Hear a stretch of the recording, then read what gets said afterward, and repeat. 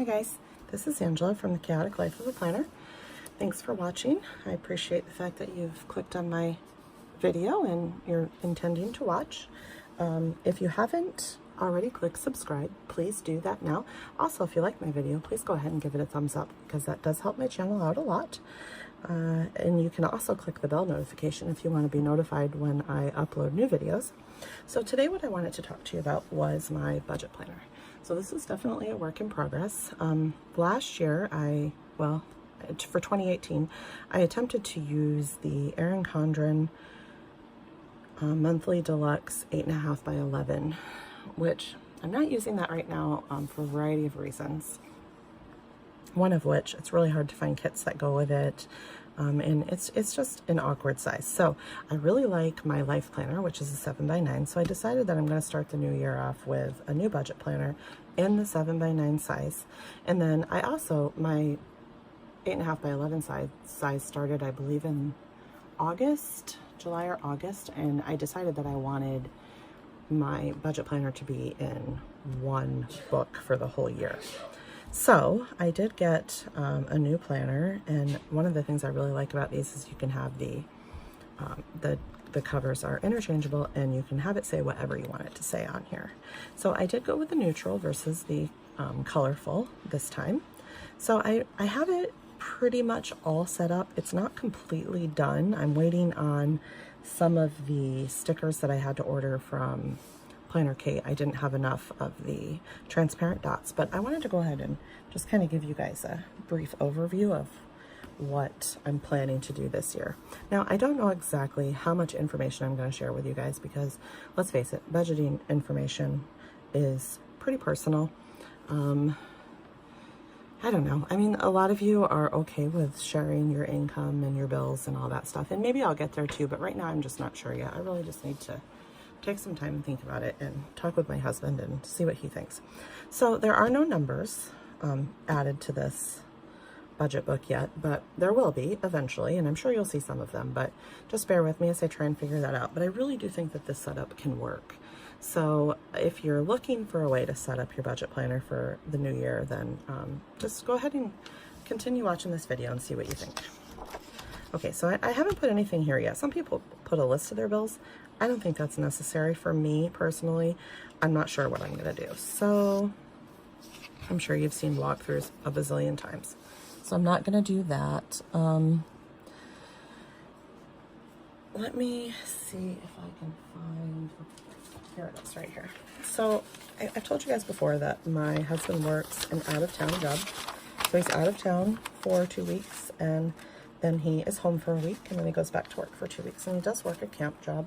So he doesn't, like, there's no opportunity for him to come back and forth or anything like that. So his schedule is what his schedule is.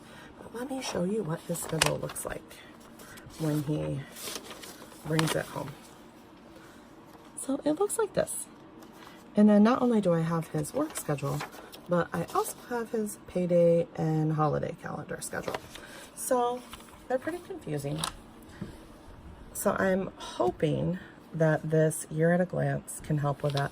I'm planning to cover, I want to design my own sticker and I haven't taken the time to do it yet, but I want to cover this up and then have it be a key. So let's see, the green transparent dots are paydays for his regular job. The blues are retirement and disability from the VA. I guess that's kind of like orangish color are paid holidays. This one has 3 different stickers on it. So it's got a regular green payday, then it's got a red one because that is a safety bonus day, and then it has that yellow one because it's gold bonus day. Now I don't have the rest of those marked out for the year because they were not on my payday calendar. I need to ask him for a new one, but I'm not sure if he's gotten it yet.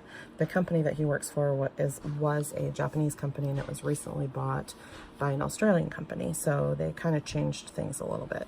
But anyways, that's what I'm planning to use this calendar at a glance for.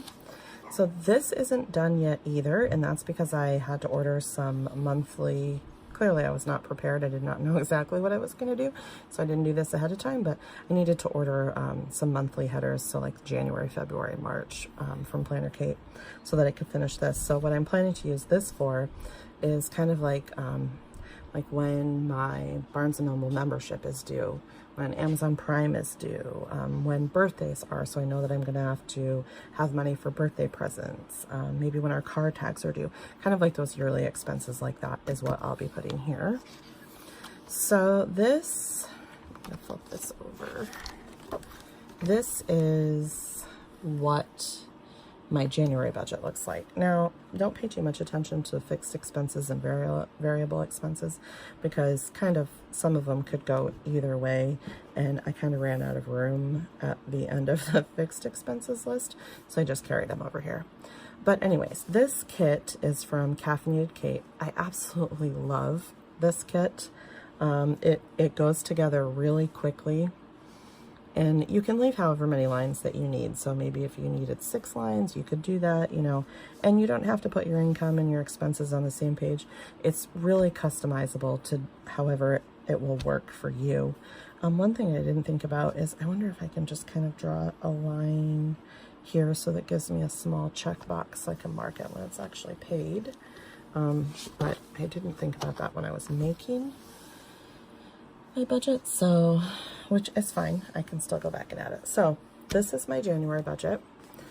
Then on the monthly page, and so Caffeinated Cait actually does make a monthly kit too that would match this, and I didn't order it this time, but I do think that I will order it once I get to February, when I order February's kit, but I don't have it right now. So what I'm planning to do with the monthly page is use these budget stickers from Planner Cait. You can get them in pretty much any color under the rainbow. And then I also need to put a little key in here so I can remember what each budget sticker is for. But when I do that, I'll go ahead and show you guys. So like for example, if I were to get gas, I'd fill this out, and then this sticker would go like whichever day that I got the gas. I think you can probably fit like maybe 4 or 5 of these budget stickers in each box.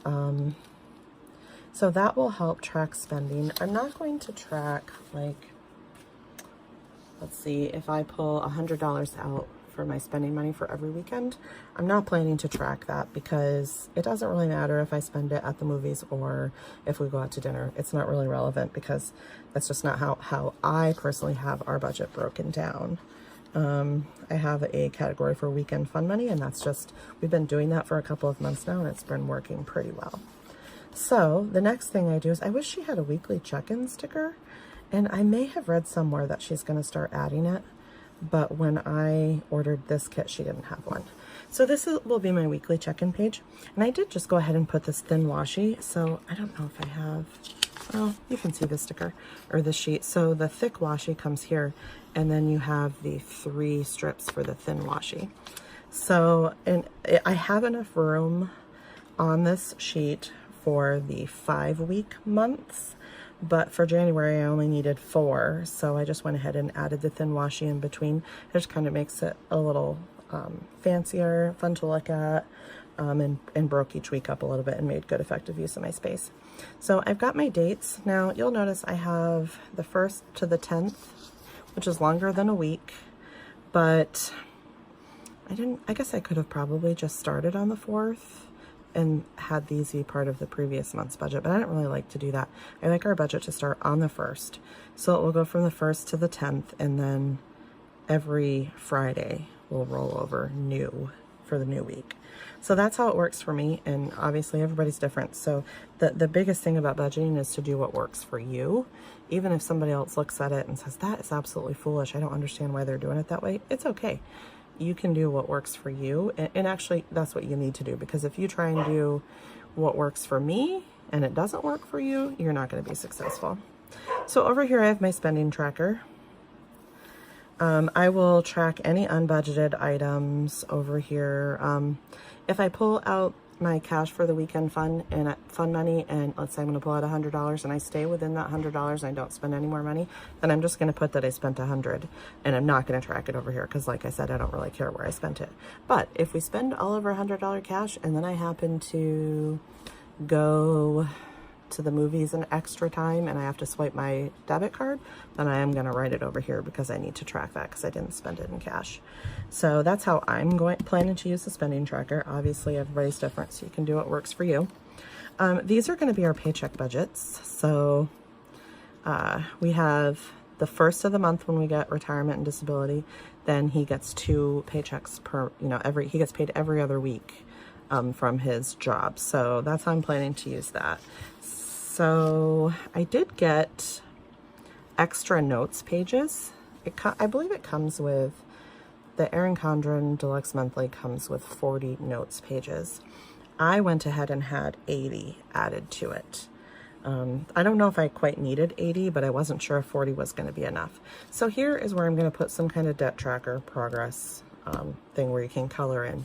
Maybe for like every $100 I can color in a square or something. I don't know exactly what that's going to look like. So for now that's blank until I figure that out, which is fine because if I'm being honest, we're not going to be paying off any debt in the month of January because my husband ordered a snow machine in April and we are trying to cash flow that. So all of our money this month is going to that. We're almost there. So, so this probably won't be set up until February. And the same with our sinking funds, but I did this because I wanted you to be able to see. I'm not going to have any money to fund sinking funds until the end of January. So this is part of Caffeinated Cait's kit as well. So I've got my sinking fund page here, and then you put what your starting balance is, what you've added to it, and then anything that you spent, and that gives you your end. And then my transaction log here will go for the sinking funds. So I have left enough room for the rest of the year. So I really think that's going to work well. If you didn't need to use the extra pages in your monthly view for like paycheck budgets, like I have to do, and maybe I won't always have to do that. I might be able to get to the point where I can just, and that might even work for February, I'll have to see, where we just pay all of our bills on February 1st, so I won't need to worry about paycheck budgets. I'll just do my monthly budget, and then if that's the case, then I would be able to do the sinking funds and the transaction log in my monthly view, but as of right now, I cannot. So I left room to do it here in the back in the notes section. And then I'm also left pages for my January debt balances, February, and so on, so that I can keep track of how much debt we do pay this year, which we are planning to move in 2020. So I really hope that we can get most of this knocked out. So we'll see. And then I'm going to do a page with passwords. I know you shouldn't handwrite your passwords, but it's just, we just need to at this point. And then I wanted a way to track variable income and variable expenses. At this point, I don't really have too much. I do have a side hustle embroidery business. And then I have YouTube, and then my husband has YouTube as well. But at this point, I don't really know how far this YouTube thing's gonna go. I'm not really doing it for money at this point. I'm just doing it because it's fun. And I'm an introvert by nature, which means I am an introvert. So I am fine to stay home and I don't need to physically talk to a lot of people, but I really like to have some kind of interaction with people. So I'm hoping that I can get that through YouTube and Instagram, and especially now that I'm staying home and my kids are getting older. So we'll just see. I just think it's going to be really fun, and I'm really excited to see where it goes. So I've left pages in the back for that, and I have plenty of extra pages. Let's see. I still have, I mean, I guess maybe I might need more than 1 or 2 pages for variable income and variable expenses, but I still got this much left. So I am glad that I got the 80, because I think I will end up using it, but we'll see. I can't think of anything else that I need to add right now. If anybody has any ideas, go ahead and leave me a comment, and I'll do my best to answer it as soon as I can. And maybe you guys can think of something that I've missed. I might like to put like a page of quotes just to keep me encouraged when I'm feeling discouraged, but I haven't got that far yet. So anyways, thanks for checking out my video. If you guys have any budgeting tips or any ideas to help keep me on track, then please go ahead and leave me a comment, and I'll see you guys next time. Thanks for watching. Bye, guys.